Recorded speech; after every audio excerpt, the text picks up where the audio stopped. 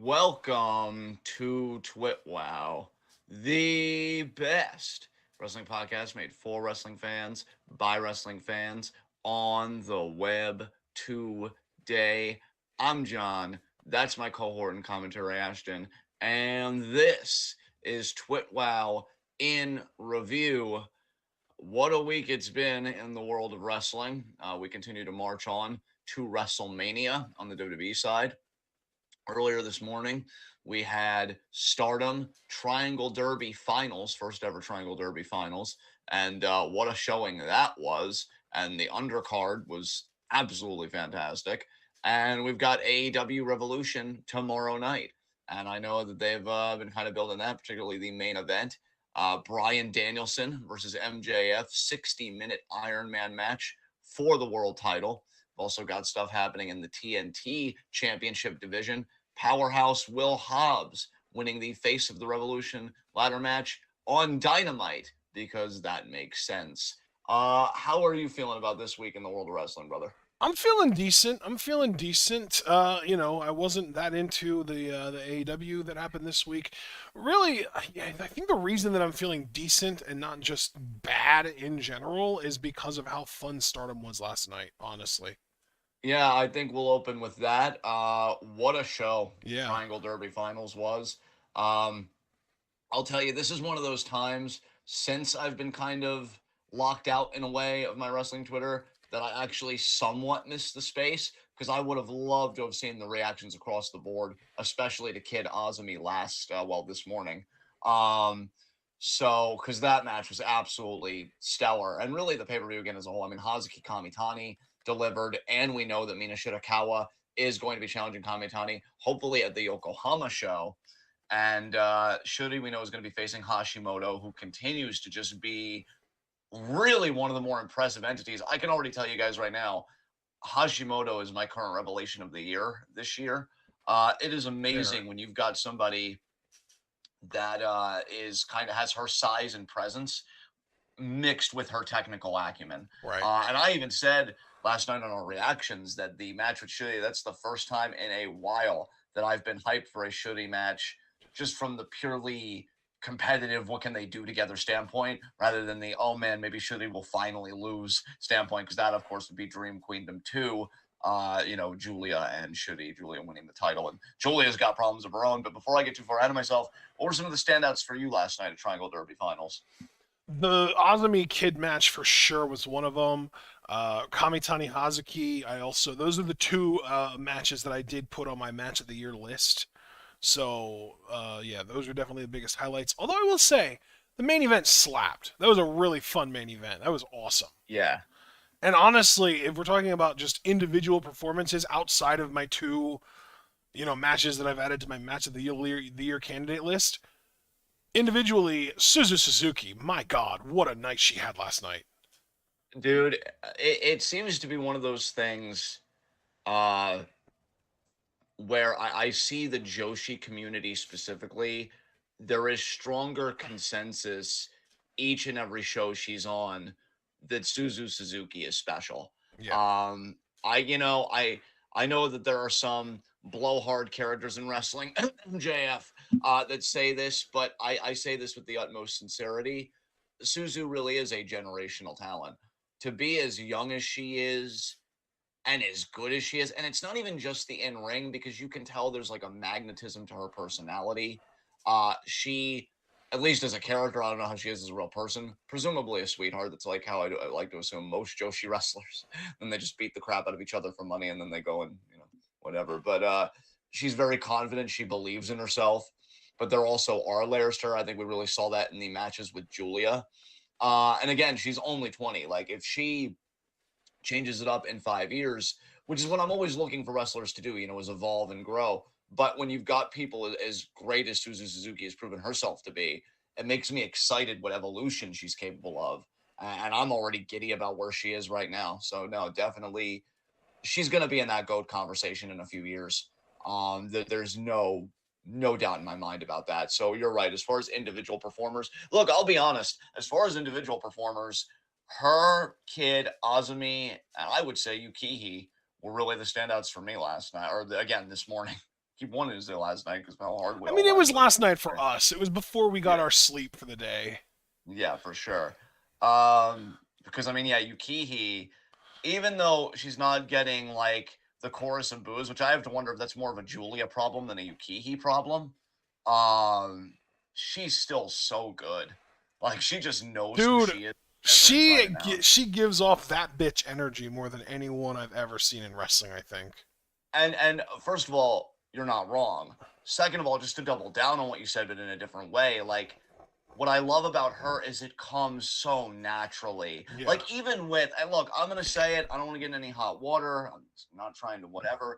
But even like with a Sasha now Mercedes, it does feel like a bit of a put on. With Yukihi though, it's like no, she wakes up like this. Like you don't have to sell me on it because she's so good at it. And yeah, like she's phenomenal. She's already one of those people that I'm looking forward to the Julia Yukihi rematch because it can't be over. Yeah. I mean, hell, if Stardom in an alternate universe would lock down Yukihi, I know what we've been saying about Kamitani, but dude, I'm gonna be honest, fuck all of that. Make Yukihi win the freaking 5-star this year in an alternate universe where she signs on the dotted line. God damn, can you imagine those two I running mean, it back? Kamitani's got a lot more time left than her for sure. Yeah, absolutely. Because we got to And remember, Yukihi was born the same year as me, but in January. She's in, I think January. I think your birthday a month earlier in my birth year. So I'm pretty sure it's January 8th, 1990 is her birthday. yeah, So she's 33 years old already, and that's not old in the grand scheme of things, but in wrestling, and more specifically in Joshi wrestling, that is on the older side for sure. yeah, definitely. Like, I think there are what, maybe 4 women in all of Stardom older than that? Yeah, Like it's because Tam, Mina, Fukigen. Can you think of anyone else? Fukigen. Tam, Mina, Kairi's not really Fukigen. stardom, but I know Kairi's older. But in the actual active stardom roster, Tamina Fukigen, Mayu's younger. Yeah, I'm saying.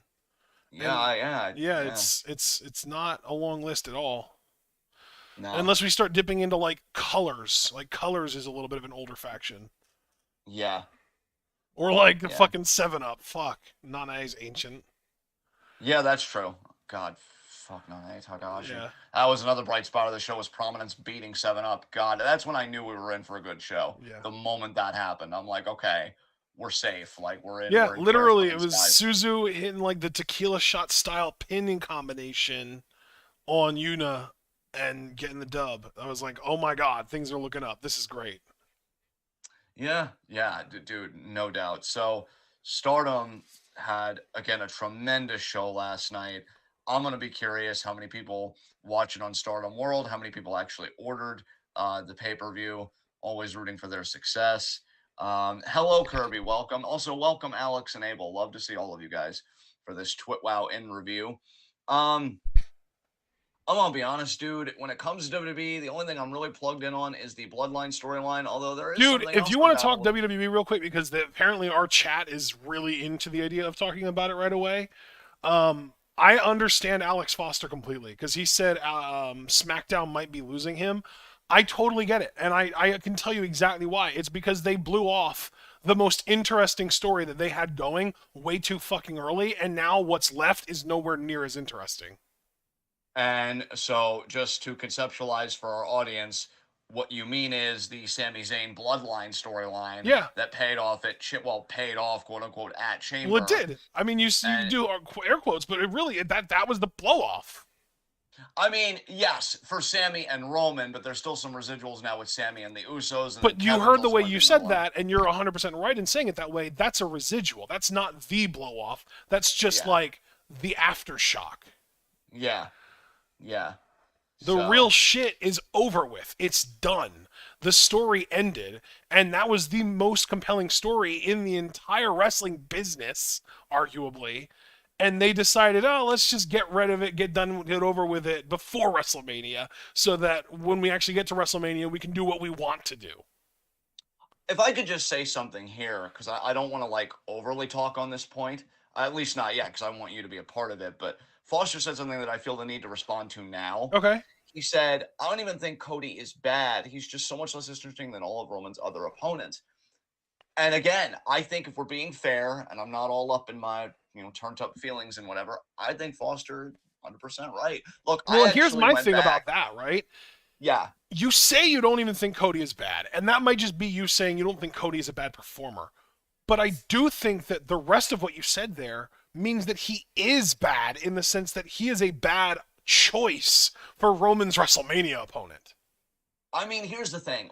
You and I, particularly on this series, have already hammered home like why Cody is a bad opponent in terms of the booking and stuff. I just want to not necessarily bring something new into the mix, but I guess add another article because I watched the promo exchange between Cody and Roman. I know you did because you related back to me originally. Oh, Your dude. testimony is the Not best only part of did I it. relay it back to you, but like I was like live reacting to it in live wrestling discussion. Like I was all up in my feelings about how annoying Cody was being and how funny I thought Roman's lines were and shit.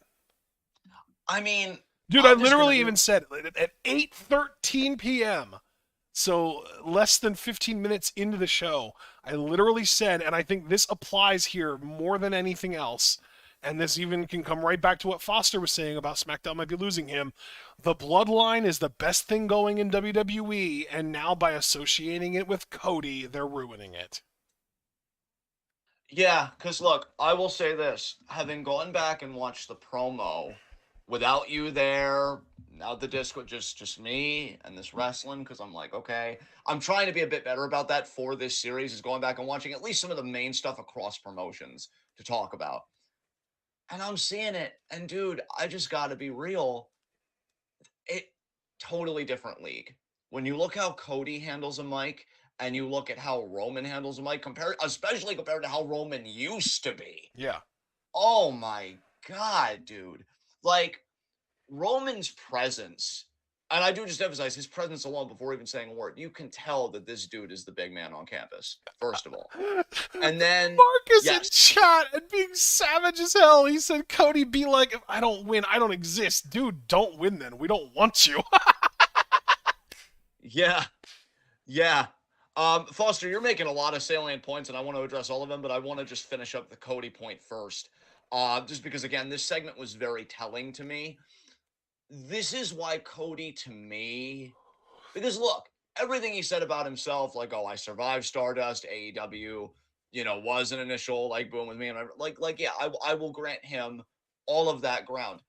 The problem, and where I'm still cynical, is, and this is going to sound weird, but I'm going to try and explain to the best of my ability. This is all about him. And like, I get that for some baby faces, right? That's the case. Like, look, as a kid, again, everybody knows my favorite wrestler was Benoit. WrestleMania 20, his kind of story was I've made all these sacrifices. I've been all over the world, but I've always wanted to just be the best. And that's what this match is me being the best. But he was never, not even necessarily arrogant about it. He was never like so up in his feelings where it's like, oh, well, I came from this family and my dad didn't love me enough. And like that's how it comes off with Cody. Yup. Like it's all about you, not even necessarily in a way that you love this business. And if you want a more recent example, I would say when Brian got involved in Edge and Roman's WrestleMania story, that was it. Like, yeah, I'm the best wrestler in the goddamn world. I've worked more matches than both of you two combined, but he could back it up though, and he spoke with such a conviction that you couldn't help but believe him. Hell, when I was still on Twitter and like Javars and the TPA crew were all dumping on Brian, which was hilarious to me because they were, kissing his ass like only like a few months prior, because well, not even a few months prior, but like a while ago because of the whole Kofi Mania thing. I'm like, what are you guys like? He's clearly gonna put Roman over. But I love that he's doing this because he's good enough to back it up. My thing with Cody is, dude, you don't need a WrestleMania title shot. You need a therapy session. That's the problem. This isn't about the championship. This isn't even about you really loving this business, because I don't believe Charlotte loves this business. And I'm honestly not totally convinced that you, Cody, love this business. This is about your unresolved relationship with your father. And I'm sorry, that's not compelling programming to me. Even going beyond the point of he hasn't lost a match yet, all the booking problems that we've addressed ad nauseum on this particular show, I do just want to say too that I think my big problem is, again, this is a therapy session. If I wanted a first of all, only therapy sessions I care about are the ones I'm trying to get for my damn self. All right. I don't want to watch yours on live freaking TV. Like, I like those classical wrestling storylines, like what we got, to circle back to your point, with Sammy. With Sammy. And being like, I didn't want anything from you, Roman, but now me and Montreal, we're going to step on your neck. And like, that was beautiful. That's Wrestling 101. And look at how well it did. This dude is trying to be like, oh, I guess Dusty really only did want you as a son. And that changes everything because I need to, because it's like, bruh, unplug, touch grass, come fucking back to me when you're able to make this an actual wrestling story and not some psychodrama that I did not sign up for. It's gonna fall flat. And then what do you do when you're the champion? How does your story, how does your character, how do your motivations change? Like, even going back to Stardom, right? We've been saying Julia isn't a good person. Julia isn't a good person. Julia is awful. She's awesome, but she's awful. And Stardom knew it, because now that she's got the title, everything shifted now to, as we said last night, her paying for her sins. The reckoning of Julia. All of those ghosts banging on her door. Hey, we want the title. The way Tam looked at her last night, I'm like, Jesus, woman, you just got out of a war with Yukihi. You are fucked. I don't expect Cody to have that kind of an interesting title reign. I don't expect Cody to have to do any kind of reckoning with all these people that he's run through. After he eliminated Gunther, he was like, oh, I can't wait to get in the ring with him again. I can, because Gunther should murder your ass. But the way Cody's looking right now, there's no the only conflict is internal, and that conflict isn't interesting to me. So Cody then, by association, is fundamentally uninteresting as a character. And that's why all this shit is kind of falling flat for me, and I think for a lot of other people. Now, when it comes to what Foster said about Jay, honestly, I agree. Jay continues to be I will say the most interesting part of the bloodline now that Sami Zayn is out of the bloodline and has been. And that's why I'm actually in agreement with the tag titles main eventing night one, because if anybody's earned it, it's the fucking Usos, and specifically Jay Uso carrying this shit on his back. So I definitely agree with you there, Foster. I miss main event Jey Uso. I'm going to be honest. Just one little final shot at Cody here. If the main event of WrestleMania night 1 or 2 was main event Jey Uso versus Roman Reigns, we might have issues with Jey as champion. I know that's been kind of a discussion on here. I would still be far more into that than Cody right now. I think that'd be fantastic compared to this fucking shit. So yeah, Foster, you definitely got an ally with me on that point.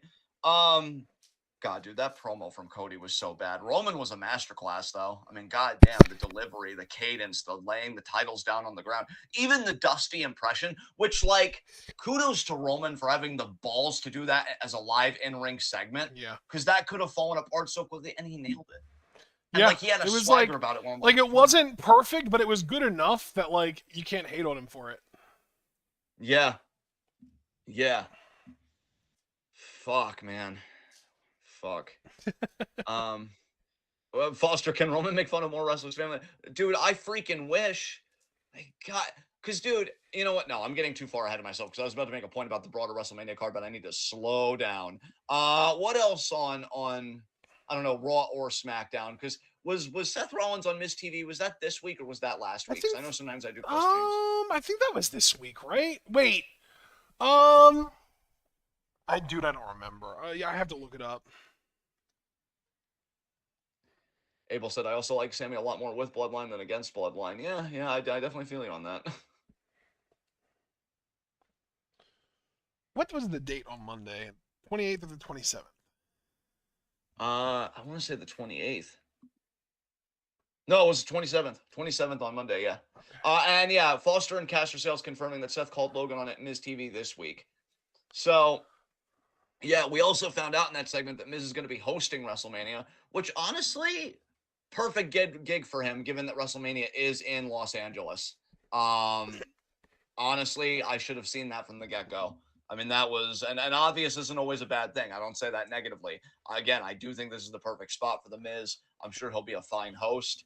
The segment with Seth was fine. Still really do not give a shit about that matchup, though. Was it this week or a previous week that Seth had the big red shoes on? The big, like, big red rubber shoes?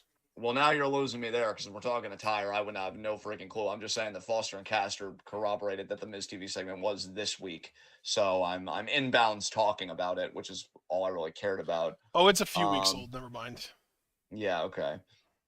Um, but yeah, I will say this was an entertaining segment by Seth and Miz. I loved how Seth got access to Miz's phone because after he knocked him out, he used his knocked out face to kind of scan to get access in there. And then Logan, even to his credit, when he first answers, he's like, Miz, stop calling me. And then when he realizes that it's Seth, it's like, oh fuck. And yeah, they make the match for WrestleMania. So Oh boy. yeah, yeah.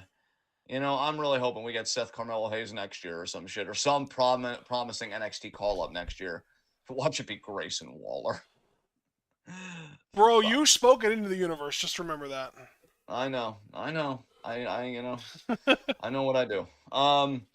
Yeah, I mean, again, should be a fine wrestling match, but Seth is really having those years now where I feel like he can't have a bad match. And I feel like when you've got a guy like that, you really can't waste it. But then again, if you were to ask me, well, John, who would you elevate? I can't lie, I'd probably struggle to answer that question too. So I don't know. I guess WWE's doing the best thing they can with Seth right now, Cody but I it's tried sad. to elevate Chad Gable this week, but he's the fucking 3-star savior, so he couldn't do much. God, you know who can elevate Chad Gable? Chad Gable. When you give him fucking time to wrestle and like a singles push, this dude is so freaking good. What the hell? I don't know why Chad isn't like a tenacious babyface. Again, like a Kurt Angle or well, at least when Kurt Angle would briefly flirt with face runs in like the early 2000s and stuff like that. Like he's so good. Now, granted, he is also good at being an annoying personality. I'm not saying he's a flop as a heel. I'm just saying I could really see crowds getting behind him if you just let the dude freaking wrestle. Um, Gable is awesome. Uh, Also, speaking of Gable and that whole thing, do you have any opinions about what Otis is doing with Maximum Male Models? About the are you talking about the Roxanne or the Maxine Dupree? Yes. We're talking to Otis shit. I don't know Yeah. why, but there's a whole thing going on there that's been going on for a while now. Like she approached him in the back a few weeks ago and was like all up into him and like wanted him to be like the new face of Maximum Male Models or something like that. And she's been like on his tail ever since. And he seems into it. I think this might be like a little bit of like a callback to Otis being like a chick magnet almost, like the way he was with Mandy Rose almost. Yeah. I don't know. Yeah. Yeah, well, yeah. Abel and Chance even said Otis is the king of Riz. I even was thinking about Otis the other night, and I don't know. I have trouble letting things go, I guess, because I was thinking like I still wanted that match between him and Roman Reigns, or with him having the Money in the Bank briefcase and doing a proper cash in, or a clean cash in, I should say. Um, Otis is really good as a babyface. Yes. I don't know if WWE knows how good he can be because Cody might be the son of Dusty, but Otis to me just has that kind of Dusty energy, Spiritual man. successor. Yeah, for fucking sure. I will always feel like Otis and Roman could have made magic together because Roman, to his credit, is a dominant champion, but he knows like how to put those baby faces over where it's like, oh shit, thank God I have my bloodline because this guy is too much for me. And I think he Yeah. 100% would have done that with Otis. Yeah. Um, yeah, yeah, I miss that Otis. Um, but Daniel Bryan apparently said he wants to see Otis in a G1. That would be interesting for sure. Um, yeah, but I really miss that Otis. So I'm curious where this is gonna go. And it seems like Gable would stay heel because the shush is actually over It's in the sense of over. getting It good heat. is. It is. Yeah. So I guess everybody's where they Sheesh. need to be. Yeah, yeah. It is interesting though with Gable because before the match with Cody, he had a great back and forth with Seth to qualify for the Chamber, which of course he lost. So I don't know if Gable's like losing his way up the card, but it is nice to actually see him have competitive matches. I just wish that he would get pushed. So yeah. What else happened on Raw? Because I know Lashley's doing stuff with Uncle Howdy and Bray. Well, I shouldn't say I know it, but I don't know it. I haven't been keeping an active finger on that pulse. I'm kind of checked out. Um, Abel said Otis versus Okada. Oh, he gave it 5.25 stars. Holy shit! Oh Jesus Damn. fucking Christ.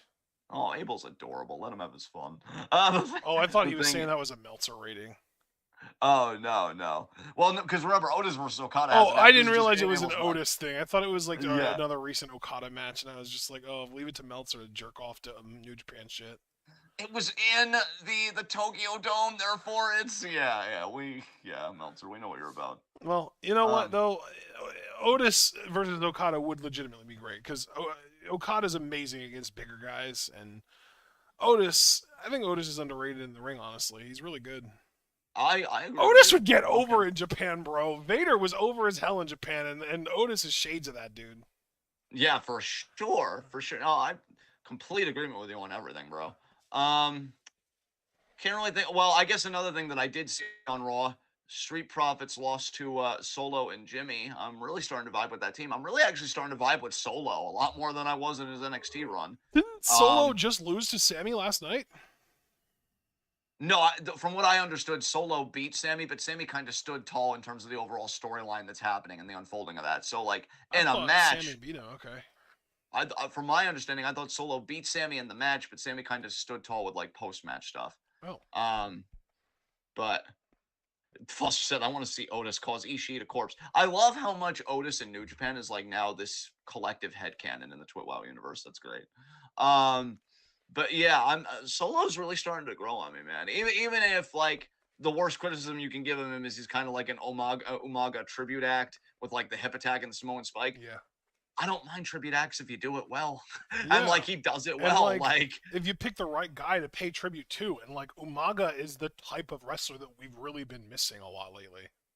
oh my god, I was thinking about Umaga the other day too. It's weird the wrestlers that I'll just think about randomly when I'm doing shit, and I'm like, I love Cena, all the respect in the world to Cena, but still low key wish Umaga would have won that last man standing match. He should have gotten one world title run. That dude was awesome. And yeah, Solo is doing great stuff. I could see Solo being a future world champion, especially if they ever separate the titles. I could definitely see that. God. So yeah, they win against the Street Profits, and then Kevin Owens does a hit and run. Love that Kevin Owens, again, love babyface Kevin Owens, got the shit beat out of him at Rumble, still coming for these fucking people. I love it. So that's great stuff. You do have to wonder how him and Sammy are going to reconcile, or maybe WWE will be bold and they'll be like, actually, no, Kevin was serious. Like it's not happening, and Telling they'll you, just man, do something different in Mania. But the correct WrestleMania match is that the Usos are at odds with each other. So neither one of they can't defend the tag titles together because they're at odds. So they have to fight each other for the tag titles with the partners of their choosing. Jimmy picks Solo, Jay picks Sammy. That's the fucking match, man. That's what they should do. They're not going to, but they sure as hell should. I do agree. I just, I know in WWE's mind, and I can't necessarily disagree with them. Mainly, my heart can't disagree with them. You don't want to leave Kevin Owens off KO Mania. I mean, that's ridiculous. So, like, yeah, they're just gonna do the Sammy Kevin stuff. I wish Kevin would find his own partner, and then we could just do a three-way tag bout. Fuck it, get Yeah, there Kevin you his own go. partner. Give Kevin Yeah, give Kevin Elias. because yeah, that would be hilarious. But yeah, because you could just do that, and then you could still have Sammy and Jay win. Obviously, more cooks in the kitchen doesn't ruin the outcome. It would be a way to get Kevin there. Oh, Kevin Owens and Ezekiel, y'all need to like behave yourselves, Well, no okay? wait. Kevin has been through enough with Let me that. just ask this though: has anyone else in recent memory, like within the confines of 2023 or maybe like December 2022, the absolute latest, been like really like screwed over by the bloodline, like kayfabe injured by the bloodline and not around for a while, or anything along those lines? Well, here's the thing, and I am wondering how this is going to shake out because I personally don't want it. I would fucking retch. Kevin Owens did once save Matt Riddle from a beatdown, or at least after the fact. He came out after Riddle got destroyed. We haven't seen Riddle since. So if KO was to have a tag partner in our imaginary kind of booking, I have to imagine WWE would stick him either with Elias slash Ezekiel, or Riddle. infinitely worse, fucking Riddle. Wow. Oh God. I just want to But dude, write. I here's just want. the good news that comes out of that. Riddle's music hits immediate huge pop. Yeah, crowds do still love him for sure. God, I remember what that feeling was like. I want to apologize everyone for past me because I remember how enthused I used to be about Matt Riddle. Oh god, that aged like fucking milk. So yeah, yeah, we'll have to. I mean, I think we all know how it's gonna shake out. And here's the thing, that's not necessarily bad. I do agree with you that the idea that you put forward is infinitely better because I love the idea of Sammy and Jay as a tag team. And really, I love that relationship more than Sammy Kevin. I even said, like, I think the Sammy Kevin relationship, and it's funny coming from me because I do enjoy both guys as individuals considerably, but I think the relationship is a bit overrated. Just Well, gonna yeah, be because honest. here's my thing, right? Is like if Jay and Sammy don't end up as friends after all this shit, Yeah. what positive has come out of that storyline that lasts after the storyline ended?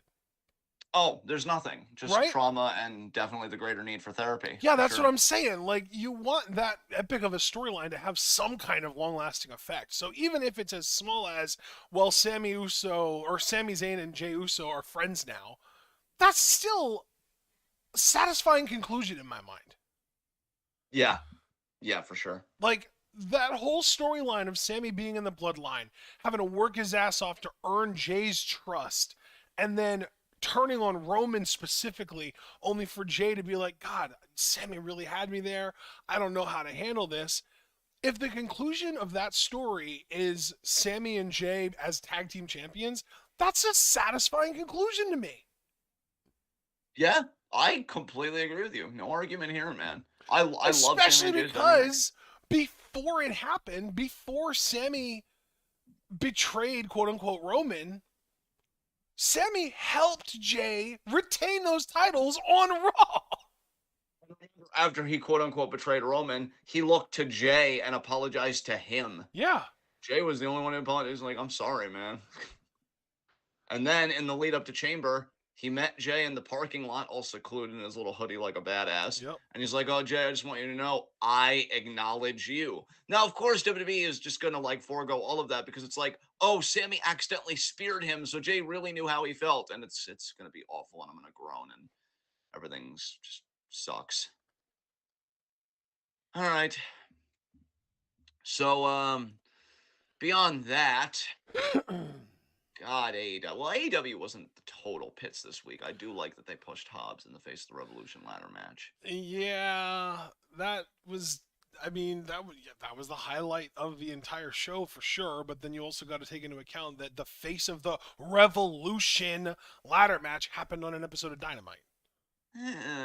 Words. You know, that's what AEW's energy is. It doesn't matter. But no, I'm happy for Hobbs. The only downside is I don't think Hobbs is going to win the championship unless they're going to start to hot potato the TNT title. I don't know what the standing of that championship is in the company at present. Yeah, Um, I think Wardlow wins it tomorrow for sure. yeah, And then, yeah, I would agree with you that it's pretty doubtful that Hobbs just wins it from him. But, dude, here's the thing. If any championship in AEW has a history of being hot potatoed, it is the TNT title. That thing has been around the block. yeah. Wow. Oh man, that poor TNT championship. But yeah, clearly I feel like they're gonna push Takeshita as well because commentary made note of how close Takeshita was to winning. They've been kind of pushing Takeshita for a while in my mind, and I don't say that as a bad thing. I'm actually a fan of the dude. Yeah. I know Eddie Kingston's got a story where he apparently hates AEW, but he's doing whatever. So I don't know if that's going to pay off to him being kind of like a renegade challenging MJF in the future. If he gets past Brian Danielson, who he had one final promo segment with, well, actually, he didn't. He was kind of left speechless by Danielson, who cut a promo on That was him. great, honestly. That was the best promo that they've cut coming up to this fucking match. Well, leave it to Danielson. When he doesn't have to dance with somebody, he can just speak to the crowd and own his feelings. Like, it's usually good shit. Yeah. Um, yeah, I don't know, man. It's not that AEW is just a total pitch. I still reserve that unequivocally to Impact. It's just, I don't know if they sometimes know how to like really fully take advantage of all their moving parts, as we've talked about considerably. Um, I know I could be cross. I actually have gone back and I've watched a few promos in the lead up to the Danielson MJF thing tomorrow night, the Iron Man match. I feel like the promos have gotten better over time, and again, that Danielson promo was good shit. I liked MJF's promo the week prior, where he talked about his engagement legitimately ending, which was a shock to me. and then kind of using that to fuel his hatred and his bitterness of Danielson, because it's like you have everything that I actually want, and Yeah. you piss it away by competing in this ring and risking even more concussions night after night. Um, I like the bite to it. God, I was like, just okay, imagine though if you're fucking MJF claiming that Danielson has everything you want, and oh, you have everything that I want, but you keep doing this, and like I don't know, I just feel like if everything that you want that Danielson has that you're pissy about is like a family, why the fuck are you in this business then? yeah. I mean, you'd figure like if you weren't in the business, that would free up your time, to mingle, cohabitate, make that family, get married, all that good shit. But yeah, I don't know. I don't know. I thought it was a good promo for Heat. I mean, granted, gesturing at the CTE at the very end, then Danielson beating the shit out of him. I mean, Danielson as a character had the best response. Um, Foster, also MJF, maybe stop being a dick and people might like you. I mean, look, Foster would know. He's the sweetest person on the planet. I like Foster. He's never been a dick to me, so I think there's something to that. I think that That's the works. whole problem with the MJF character, though, to me, is that, like, it doesn't matter what he fucking says anymore. Because no matter Yeah. what motivations he tries to convince you that he has, no matter what sympathetic backstory he tries to convince you is true, no matter what he says, he will always stay the same piece of shit dickhead character, and there will never be any growth. The instant that William Regal handed him those brass knucks and he used them to win the WWE or the AEW championship was the death of any potential for the MJF character to ever grow into anything other than what it's always been in my mind. So now all of these promos that he's cutting just feels like a huge waste of time. It's just fucking spinning wheels because nothing he says is going to change anything. And it's not going to convince me to want to watch him wrestle. And it's not going to, like, it's just pointless to me. Yeah, that's completely understandable. It's kind of a shame though, because MJF kind of teasing that stuff in the Moxley storyline, where it's like, oh, I'm going to earn it, really showed me how fascinating I would personally find a heel character, because I've already talked about this on the babyface side, but a heel character that might even genuinely want to change, does make an effort, but then the moment life gets a little hard for them, like they rationalize it and internalize it as, oh, I was actually on the right track before, and then they double down on all their shit. And like that would have been more interesting. Like if MJF genuinely won the title off Moxley, right? But then he gets this match with Danielson 60 minutes and he could see the title slipping and then he starts progressing, I would be far more forgiving of that. Because for one thing, progress isn't a straight line. And secondly, it would be more just MJF being like, is this really progress if I'm not getting what I want? And I don't know, I'd be far more forgiving of that. But the idea that he didn't even initially commit, you're right. Like it's never going to take off. And it's like, why should I give a shit about anything you say now? Because I went on this journey with you. It wasn't what I thought it was. And not even an, got you, I'm a dick kind of way. But it's like, no, it was just a really poor payoff. Fuck you. I'm out. So yeah, I don't blame anybody that feels that way. And I don't know how the 60-minute Iron Man match is going to go. I do expect MJF to retain. I've expected that since the match was announced. But we'll just have to see how it's all booked. Um, as far as the women, again, I don't know if I'm crossing streams because I did watch some stuff to try and like catch up, but I know we only focus on this week. Did Soraya lay down a challenge for the AEW Women's Championship? This Thought I heard week, something about that. oh, it was. I don't know if that was even this week, but it is officially tomorrow. We are getting Jamie Hayter defending the women's championship against both Soraya and Ruby Soho, both. That's right. That's right. I gotta ask you, man. I mean, I know you and I love Jamie, and we were kind of hoping it was her era. Do we think that Ruby's the fall girl for Soraya to just win the title off Jamie without directly beating Jamie? Yeah, unfortunately, I really hate it, and it just feels like it feels like Soraya is kind of a chosen one at this point. It feels like she's being pushed in a way that you don't really see otherwise in AEW. It feels like Tony really, really trusts her, and it feels like she also has that like backstage politicking vibe about her. Like, Yeah. she gets what she wants every time she wants something and makes it expressly clear what she wants. Um, if AEW was smart, and I say that because I think at this point we know full well that they're fucking not. Yeah. But if they were, Jamie would hold the title for a hell of a lot longer than this. I literally posted a picture of the Revolution card. I posted a picture of it on, I think, like Tuesday. Yeah.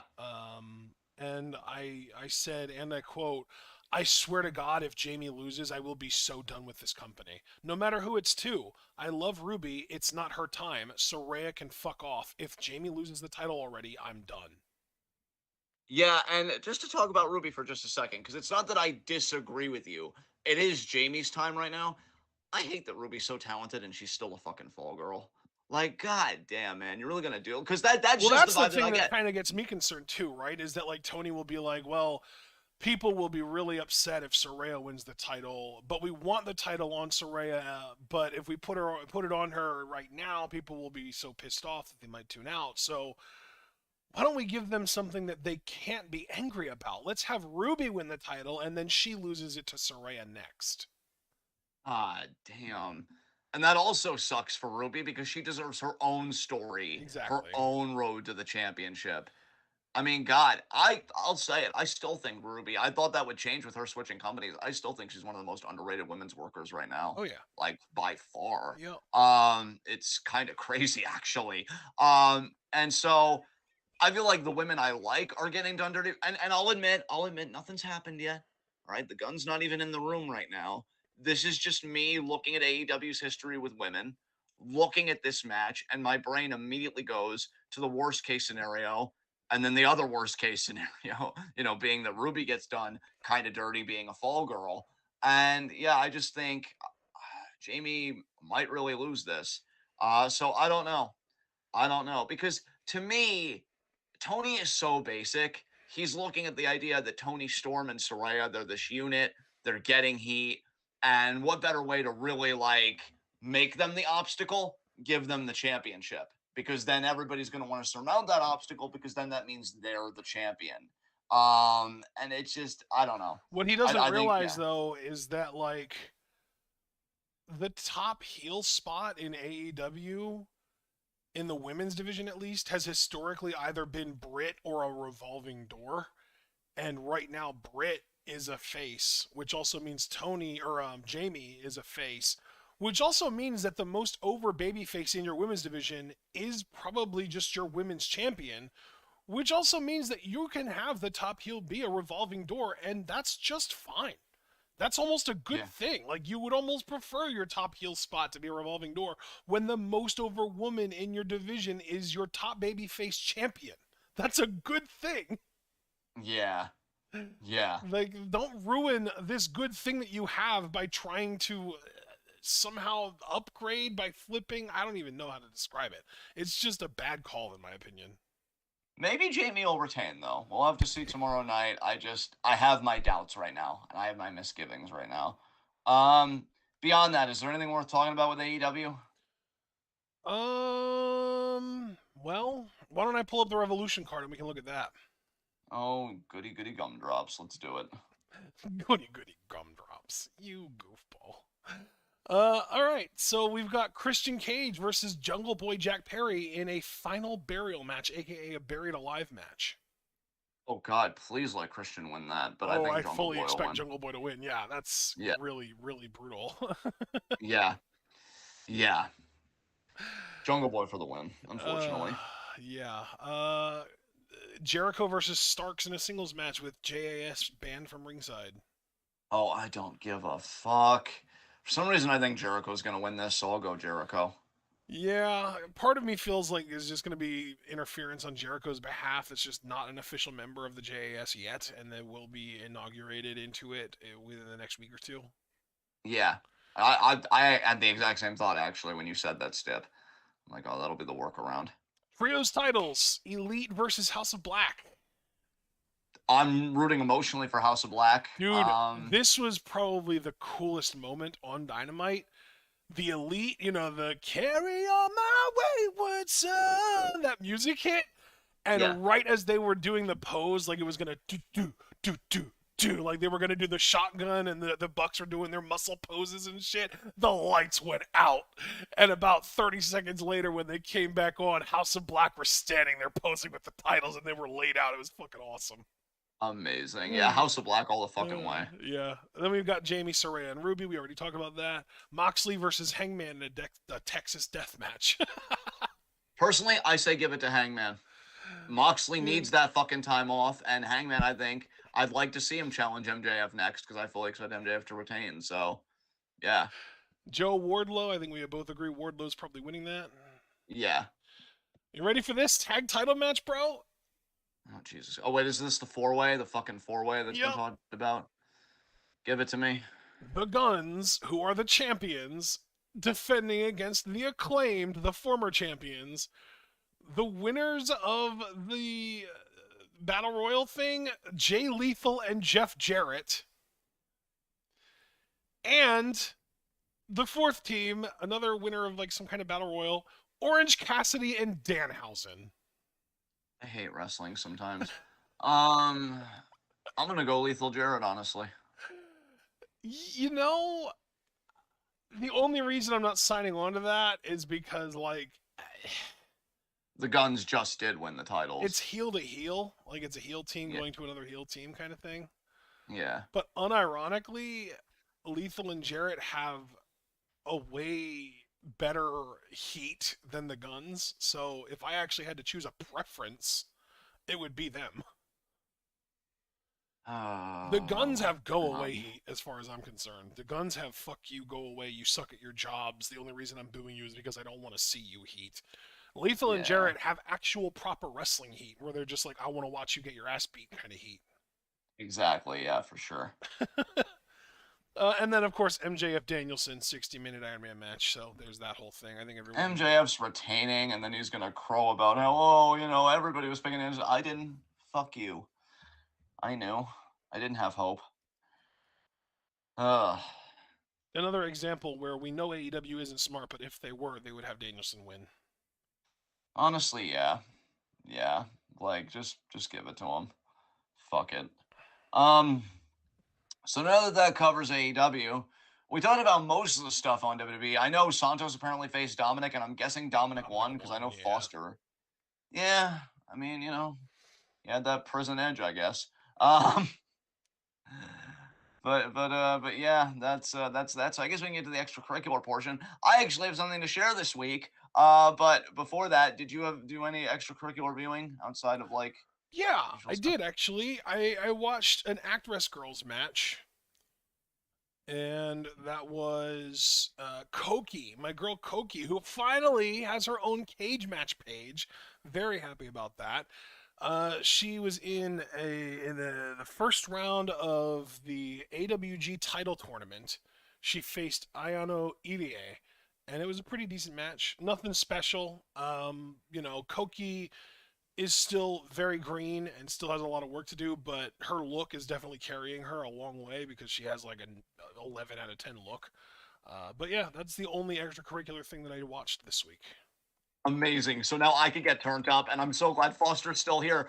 Foster, I've been thinking about you this whole time. I've been really, really looking forward to this particular TWitWoW in review so that we could talk about something that I'm so hyped about and we can bond because I finally found something to give a shit about on NXT 3.0.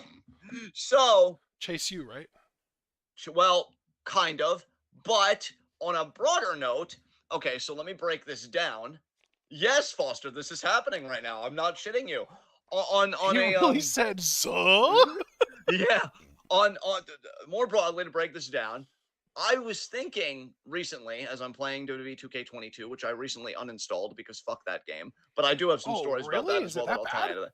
Oh, yeah, I'm over it. Wow. Yeah, dude, I got DQ'd and I didn't even do anything wrong. I'm like, no, fuck this game. It's glitching as hell. Yeah, fuck Charlotte Flair too. Just out of principle, really. Yeah. But yeah, so recently I was like, man, you know what I'm missing? Drew motherfucking Gulak. I'm like, what is he doing? And then I go down this like rabbit hole, find out the Gulak is on NXT. He was teaching this scrub, I think Hank Walker, which let me get this out of the way since it's been so long since I've been able to actually participate in this segment of the show. Fuck you, Hank Walker, a former security guard turned wrestler. Isn't that inspiring? No. See, you're just an adjacent cop. That's what you are. Eat shit and fail. It's what you do best. So, yeah, clearly Gulak traded up, kicking Walker to the fucking curb, realizing, wow, this guy's kind of a loser. Facts. And then who does he trade up to?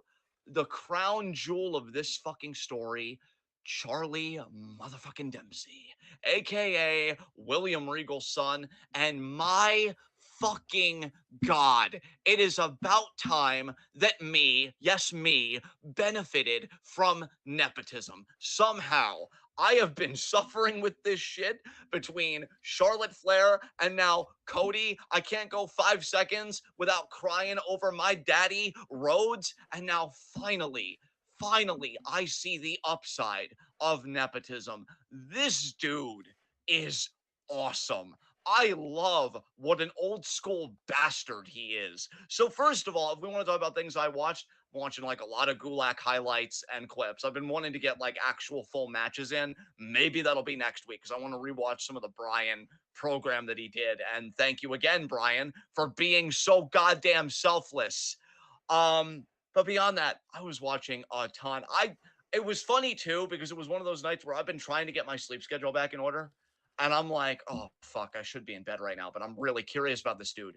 And I was watching so many Charlie Dempsey clips. So I watched one that was like him saying like, oh, all I need to train is a deck of cards. And he's doing neck bridges that are impressive as fuck, by the way. I could never. And he's like, oh, all these wrestlers, they just care about Instagram and being a highlight reel. And he calls out Wesley, and immediately I'm like, oh my God, I need a Dempsey Wesley feud, because really smash mouth, punch you in the face technical wrestlers do so well against really adept and wonderful high flyers. And Wesley is absolutely that. Give me that feud. And yeah, he's just saying like he's old school. I think he mentioned Carl Gotch and all this, and I'm like, oh my God, yes. Nice. The submission he uses to win, where he made Hank Walker tap, and I emphasize like a bitch twice, is like this combination of an STF kind of crossface thing. It looks agonizing. I was fantasizing about other people being in that hold because I'm a sadist, and again, I emphasize help isn't coming.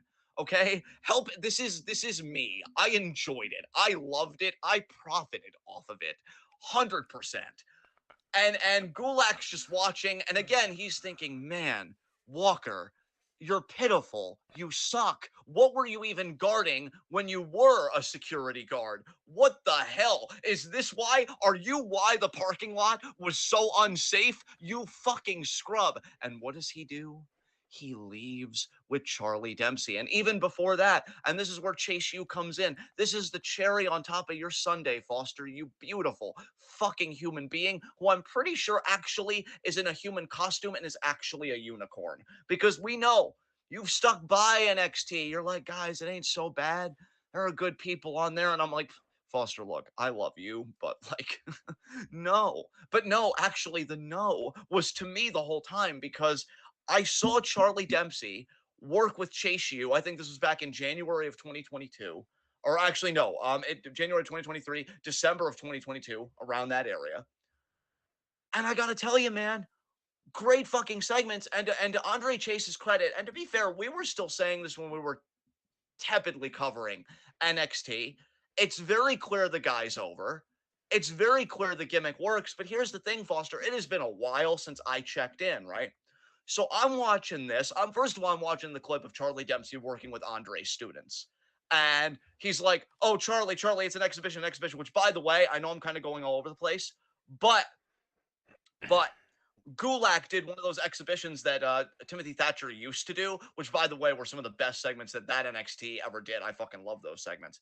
And it was great when Gulak did them too. And Hank was like, "Oh, but Mr. Gulak, it's exhibition." Shut your damn mouth. Life isn't an exhibition. Suck it up, Cupcake. You signed up for this. So yeah, Gulak is just owning these people. And so, yeah, that was great. So then Dempsey kind of does something similar with Chase U, terrorizing the shit out of these kids. These kids are realizing what wrestling is for the first time because they're not sitting in a classroom being cussed at by Andre, all due respect, and getting objects thrown at them. And then Andre's like, Charlie, it's an exhibition. And he tells him to his face, your kids are soft. Facts again. God, I love these two people. And then they have a match, okay? And Chase is legitimately over. He does this thing, like this stomp, where he spells out Chase U, and the whole crowd does it with him. This is a guy that, honestly, if you still did, I actually kind of miss when pro wrestling does this. If you still did a guy like a Mikey Whipwrecker or whatever, winning a big title that is way beyond them, if you did that with Chase with the NXT title, I might actually check that shit out.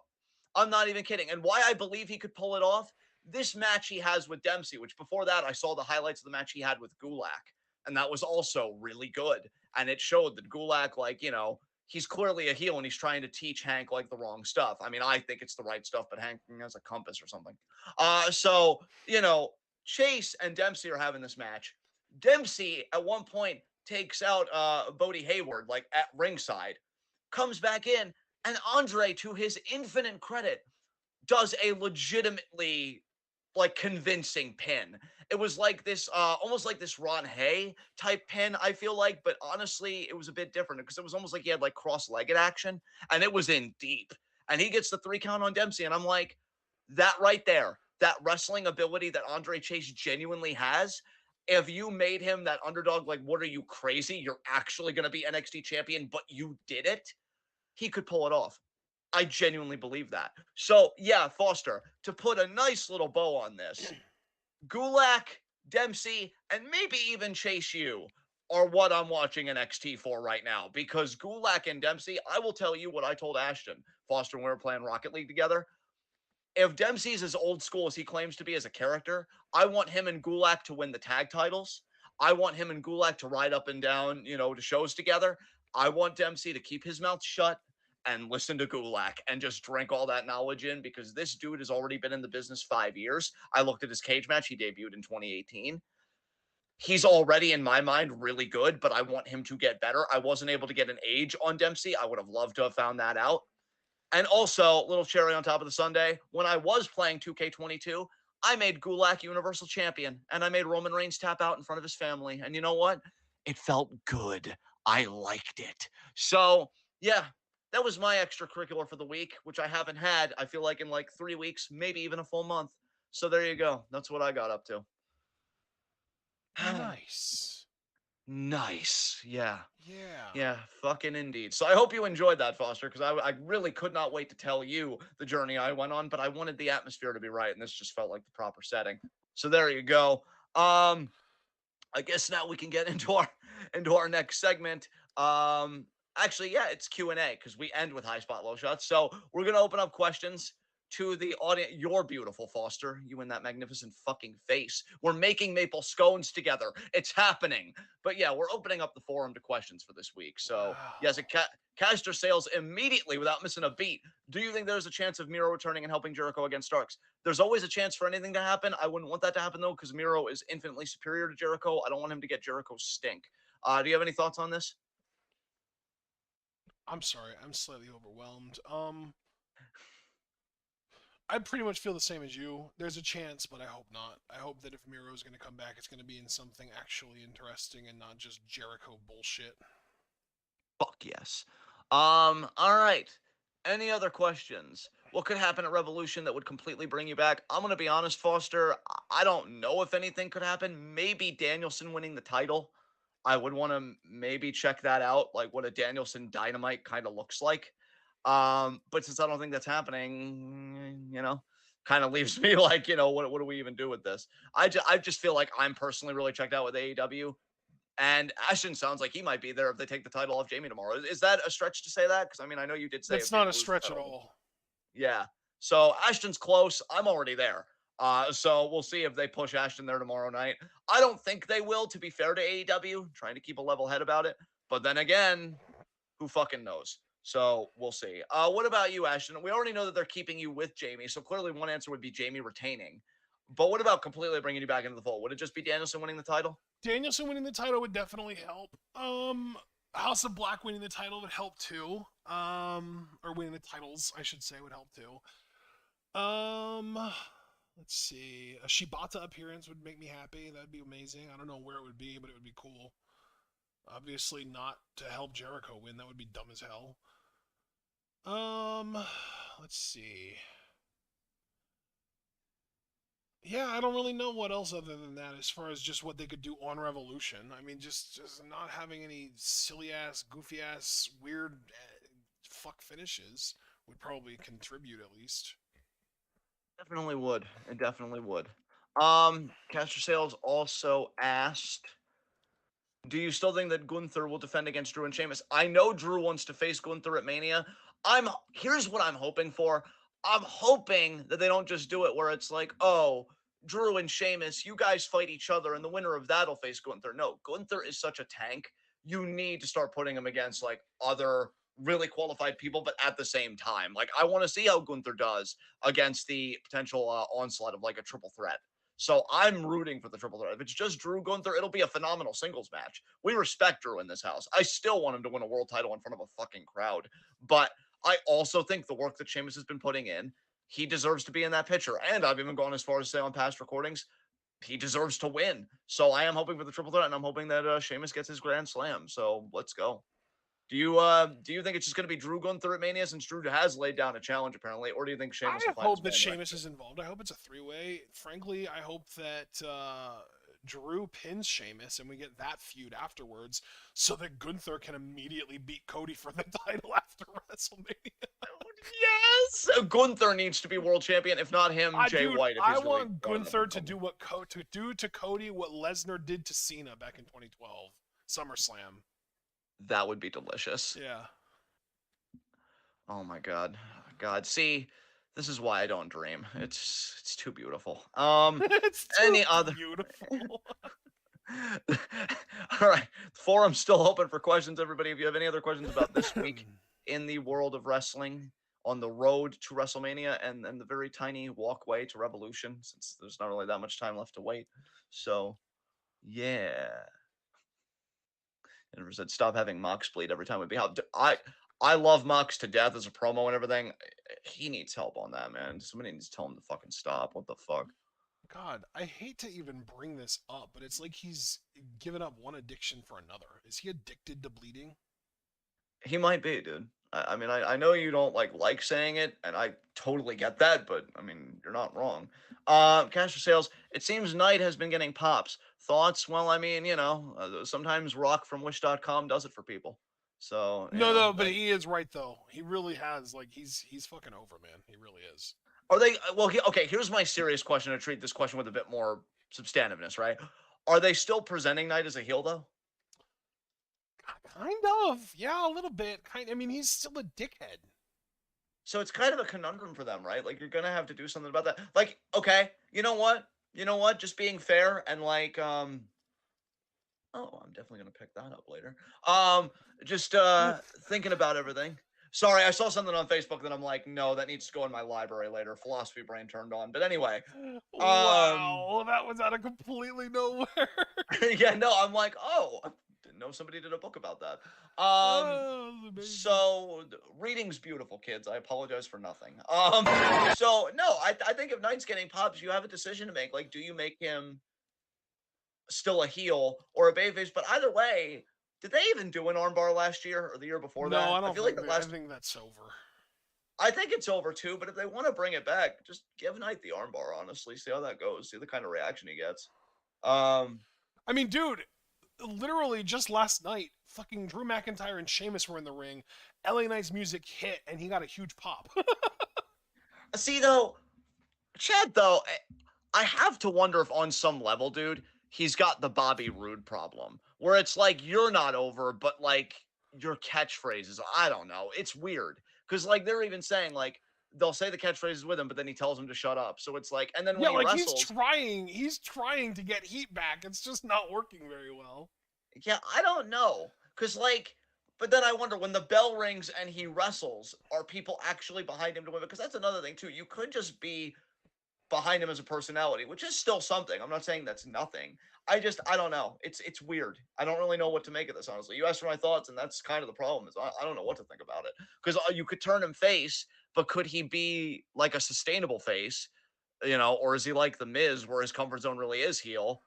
And Miz still has over catchphrases too, though. To be fair to him, and then he's I like, "Oh, when mean, my hand I goes up, your hate to mouth goes even shut." say this, but like, think about The Rock. The Rock got over as a dickhead heel, turned face, didn't really change his character that much, and just stayed over.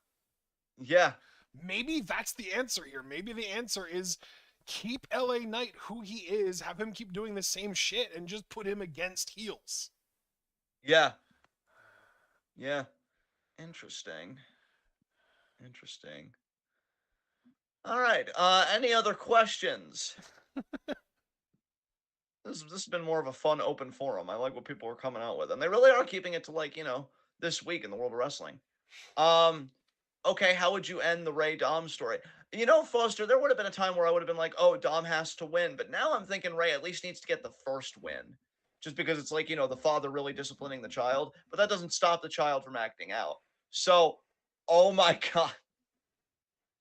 I had a thought. Okay, so I'm terrible, but I need to say this because it's just Oh, quintessentially I me. can't wait. Yes. So you have Ray win at Mania, but then I don't know if you want to save it for like another big four like SummerSlam or something, but then just down the road, I'll say ambiguously down the road, because we did the Eddie Ray custody for Dominic ladder match. Dominic does a ladder match with Ray for like his emancipation or some shit. Like if I win, I'm no longer Oh legally your my son, god, and you bring it full yes. circle. Like That's almost too good. There's no way they'll do it, right? folks, I just need to say, and this is going to be so awful, and it's not a good look for me at all. I'm a fucking genius because between the Kashima shit that I said last night, and now this, like, pay me.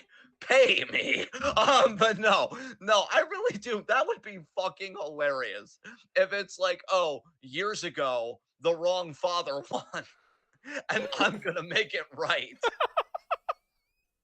Especially because he's been doing all these Eddie tributes with like the mullet and the chest shimmy and shit. Like he's been and calling Rhea mommy and all that shit. Like, oh my god. Oh, dude, Foster, I'm gonna say this to you. Never stop being the man that you are because literally, truthfully, you make me a better person because I'm like, no, I could be shitty, but Foster's out here and he's existing in the same hellscape and he still chooses love, so we all should. But I love when you're a fucking savage, man, because he's like, do that, but have Ray lose on purpose. He just leaves Dom in the ring and Dom regrets. That would be ice fucking cold. And I know a thing or two about parents being ice fucking cold. That is oh. The bell just rings. Ray just stares at Dominic. Dom's like, come on, let's go at it. It's a ladder match. And then Ray just is like, huh? And then Dom tries to bait him back. I'm climbing. I'm one wrong. And this would be the first time in ladder match history that somebody deliberately climbing slow actually makes fucking sense. And like, I'm at the top. I'm touching it. And Ray's just not even looking at him and just kind of gives a little head shake. And then Dom pulls it down. He's like, huh, this feels empty. Fuck. That would be hilarious. I want that now. So yeah, that's my suggestion, honestly. Ray wins at Mania. You do an emancipation kind of ladder match or whatever, and Dom wins that, and then that's how you just have Ray and Dom be done with each other, at least on screen. So there you go. Thank you, Caster. Thank you. It's rare that I puff my chest out that hard, so proud happy for the support. Any other questions? Actually, wait. We never really got your full opinion on this, bro. How would you pay off the Ray Dom story? Well, first of all, I wouldn't have had Dom beat fucking Santos last night. That's a great first step. Yeah, I guess so. I think Ooh. I loved Javaris's whole story that he told so much that I almost feel like that would be basically what I would do. I would basically have like Santos be like, Ray, I know that you don't want to get into the ring with your son, but use me as your surrogate. Let me teach him the lesson that you've been unwilling to teach him. I promise I won't injure him or anything, but I will teach him a fucking lesson. Yes. Yes. And you have Santos actually just beat Dom, but like maybe you don't even actually have him win the match. Maybe you just have Santos beat the shit out of Dom. Maybe he even gets like disqualified for like stomping him too long in the corner, and like the ref counts to 5 and he just doesn't stop and he gets DQ'd and Dom gets like the chicken shit win that way. I'd be down for that. That'd be fine by me. Here's why I love that idea too, dude. Because if we're being real, like, because we heard it at Chamber even. Dom's getting like nuclear heat at times. Like people enjoy WWE themselves on their YouTube channel made a playlist titled "People Beating Up Dominic." Like it's over. So if Santos were to do it, if Santos were to just throw a match out because the beating is more important than the win, crowd would go apeshit for that. I am 100% fucking convinced, dude. Crowd would eat that shit up. So I love your idea too. And what I love about your idea over mine is yours is infinitely more realistic, at least until they had Dom beat Santos. But still, it's more grounded in reality than like, oh, they're just gonna do a ladder match and calling back that whole custody thing because Dom realizes that he didn't want Ray as a father and now he can right that wrong. God, though, that would be interesting. Yeah, Mark said wrestling Reddit loves Dominic, and I don't understand. Mark, it's the same thing on YouTube, man. You go on Dominic clips on YouTube, and everybody's like, oh, he's improved so much. Judgment Day has been great for him. He's really found his stride as a heel. Here's the thing. I've even said he's a guilty pleasure, but I haven't said, like, push him as a main eventer or any of that fucking shit or that he's great. I enjoy him because of how bad everything is. And it's funny because you can even see with Ashton and I kind of answering that question, and Javaris, because Ashton even said it was more Javaris' idea. He's been saying it repeatedly. There is genuine inspiration to be taken from this story. It's just one, I don't think they're kind of doing that inspiration, and two, even if they did, I don't know if Dom would get better for it. So yeah, I'm with you, Mark. He's a guilty pleasure for me. I've owned that, but I don't necessarily understand the genuine love that's coming for Dominic. And yeah, see, Foster and I on the same wavelength. He's like, I enjoy Von Wagner as a guilty pleasure. Is he still with Robert Stone, Foster? Because, like I said, I'm a little bit into NXT now with Dempsey, Gulak, and Andre Chase, but that doesn't mean I know everything. Um, so yeah. In the meantime, any more questions from anybody? Gladly take them. Then we just got high spots, low shots, which I don't even know if Abel's still here. Son, if you are, I know it's your favorite segment. We'll be getting to that momentarily.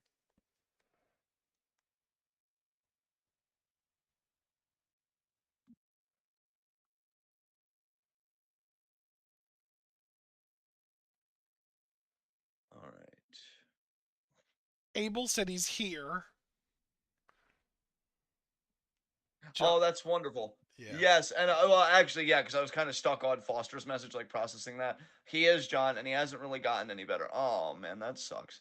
Um, did you see the horrific performance of Parker?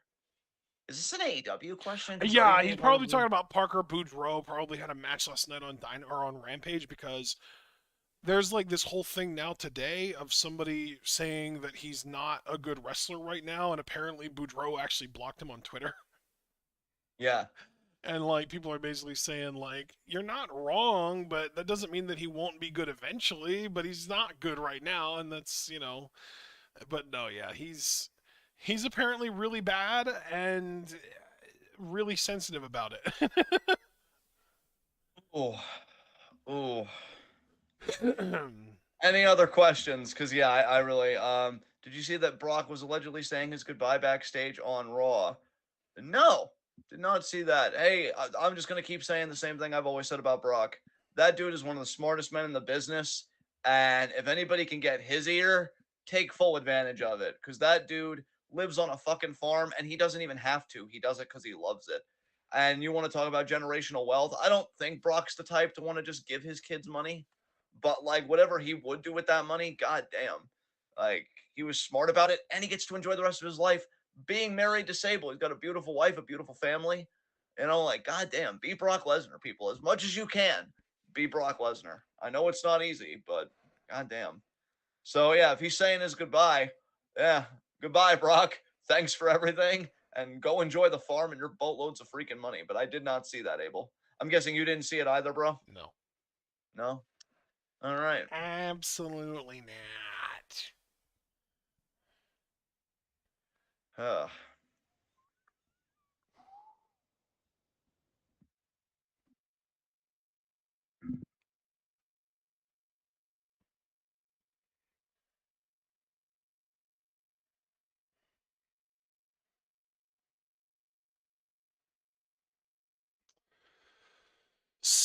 okay. So, That might be it.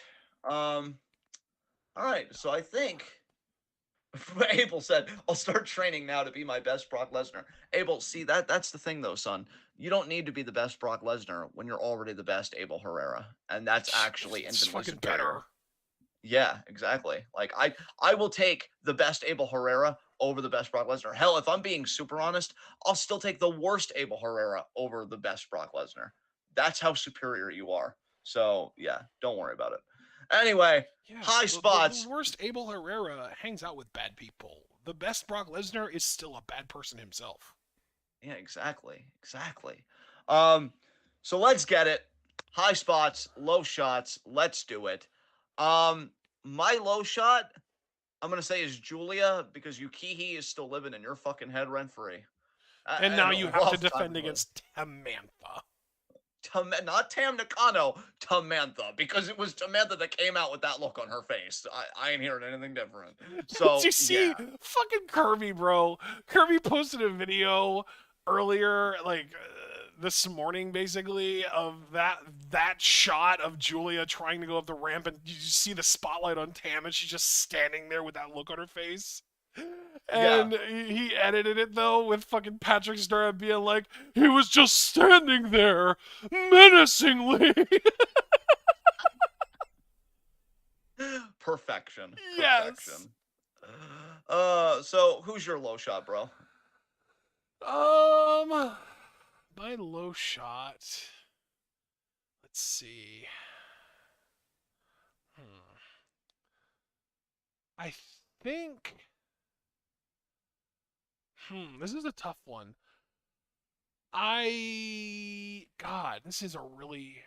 I am gonna go with. Let me think. Give me just a few seconds to try and remember something. You're worth all the time you need. You can do this. Thank you so much. You're just so great.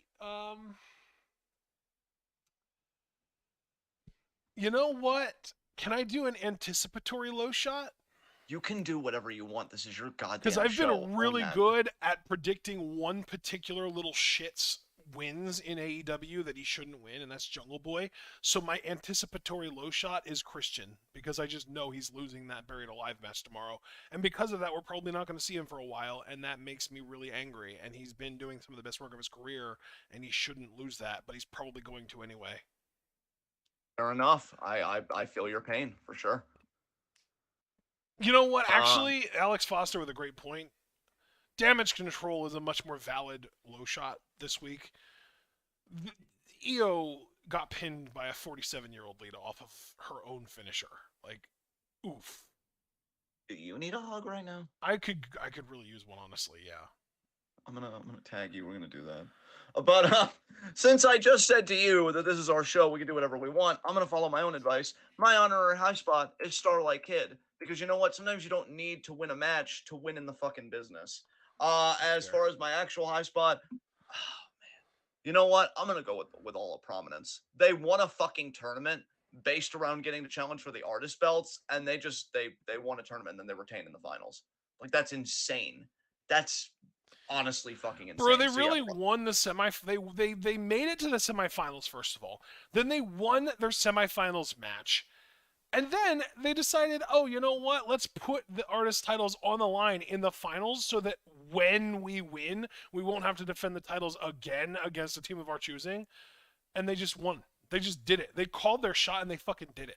That was amazing. honestly, probably one of the strongest high spots in my opinion in recent memory, because Yeah. like They really ran the fucking table, dude. And Foster, Abel, and myself all gave you hugs in the chat. So Thanks, your support. everybody. Yeah, Yeah, yeah, you're- yeah. It's being an EO fan has seen better days for sure.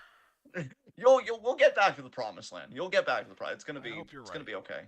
It's gonna be okay. Maybe Asuka wins the Raw Women's title at WrestleMania and EO is next in line. That would be wonderful. Dude, I know they said the same thing about Bianca Sasha, like, oh, two black women for the women's championship, two fucking Asian Japanese women, women. two Japanese women, and WWE programming feuding for that title. Yep. Fuck yeah, man. Let's get it I done. mean, we So, already got the magic of bitch. yeah, dude. Yes. I need that again in my life. Yeah. Who's your high spot, friend?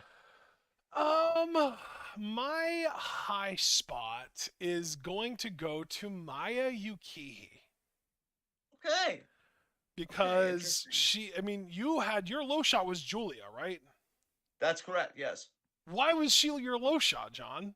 Because Maya Yukihi's still living in her head rent free. Exactly. Maya Yukihi's still living in Julia's head rent free. She got to beat the fuck out of Julia. She didn't lose, which means that she's going to get another shot at that red belt. And Tam is going to beat the fuck out of Julia in the meantime. Yeah, goddamn. And another big reason why I gave Maya my high spot is because I feel like she won a lot of people over last night. Like, people that haven't seen her work singles before, like even Kirby said, last night was his first exposure to Maya Yukihi in a singles match, and he immediately loved her. So that is just one example of her basically just winning over the hearts of Stardom fans, which is what she set out to do in the first place. Remember, that initial press conference thing for this Triangle Derby, she literally said she was going to make Stardom fans fall in love with her, and she's succeeding already. You know what? When you give that kind of justification, that makes so much sense why she's your high spot, because I was half expecting Azumi to be your high spot, given that she won that fucking banger. But Yukihi, again, with your justification, makes a lot more sense. I think with Azumi, it's almost like when I score a goal in Rocket League. Like, it might be the most impressive thing, but, we've been there, we've done that, we know what to expect. Yeah, it's Tuesday, motherfucker. Yeah. What the fuck? That's Azumi putting on a great high-speed match at a major pay-per-view. Like, it's to be expected. I'm just going to say this again. I know this isn't the most relevant commentary to say, but I really hope she beats Mercedes. I know she won't because the IWGP Women's title will be on the line, but God, I'd love that. It would be pretty awesome. Not as awesome as your face, though, just to be clear. Thanks, bud.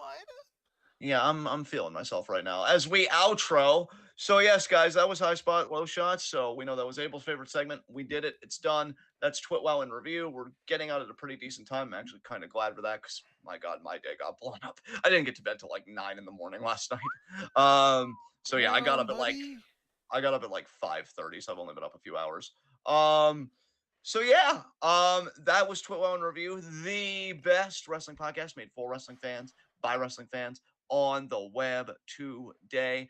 I'm John. That's my coordinating commentary Ashton. Guys, be sure to like the videos you file out, subscribe with the bell icon for notifications so you don't miss any of that TWitWoW goodness. Check out everything we're involved in the description box. Follow us on Twitter and Twitch because we are the best wrestling podcast in all the IWC. And because we did Triangle Derby finals last night, huge thanks again to Kirby Freeman for even making that possible. Ashton even said he feels like the next maybe even 10 days we don't really have anything, and Ashton still needs to make a March schedule anyway. No, so I actually do want to just confirm, unless something completely unbeknownst to me comes up, we have literally nothing to cover for the next week. Yeah, so I've got nothing. So the next time we're going to see these people is next Saturday, TWitWoW in review. Yeah, there you go. Next Saturday at 8. And hopefully we'll have a lot to say on that show because we won't have talked about anything publicly since. Exactly. And I know the next big thing I'm looking forward to. In fact, Ash and I were talking about this today, and I've learned now that my time conversion math is wrong, but I am glad we talked about it. Will be TJPW, their Grand Princess 2023 show. It's going to be headlined by Yuka Sakazaki versus Mizuki for the world title. It's going to be that's going to be a banger. That's going to be fucking great. And that is, I believe you said March 18th at what will be 2 a.m. for us. Yes, because remember, folks, you're springing ahead on the 12th. So I'm not looking forward to Oh, that. I don't wanna. Uh, I don't wanna. I I don't I wanna. Don't make me, uh, John. no, see, that's I just have to correct something there. I'm not making you. Society is making you. So abolish time, everyone. Uh, Truth be told, Congress should make this the last time we ever spring forward. Congress should abolish daylight savings after this spring forward. bro, I heard there were plans to, but either I that's heard there been were plans stalled, to 2 years ago in 2021 when Biden took office in the first place. and I'm like, finally, consensus, and especially about something that I agree on, and not just funding more wars. And of course, even this gets stalled. Of God course, damn it! naturally, This is yes, the naturally. this is the worst ass sucking timeline ever. Fuck. That's sucking. Wow. God, and there's nothing wrong with sucking ass. I'm a fan, but like context, people. I don't fucking know. Anyway, yeah, we'll see you next week for TWitWoW in review. Any TJPW fans, check us on the 18th, 2 a.m. for Grand Princess 2023. And if you're not familiar with TJPW, I'd say it's worth the money. It's less than $10. Check out the show. Check out Yuka Sakazaki if you've never seen her. I know she's been on AEW a few times. She's awesome. Mizuki is also awesome, though. She I'm is. genuinely excited for that main event, and we'll also see Miyo Watanabe on the card, and she is just God, she's wonderful. So yeah, join us then, guys. Until then, and enjoy the time off. I guess I know Ash and I'll be decompressing because I feel like we've really been going hard lately. So until then, take care of yourselves and each other. Tune in. Peace out.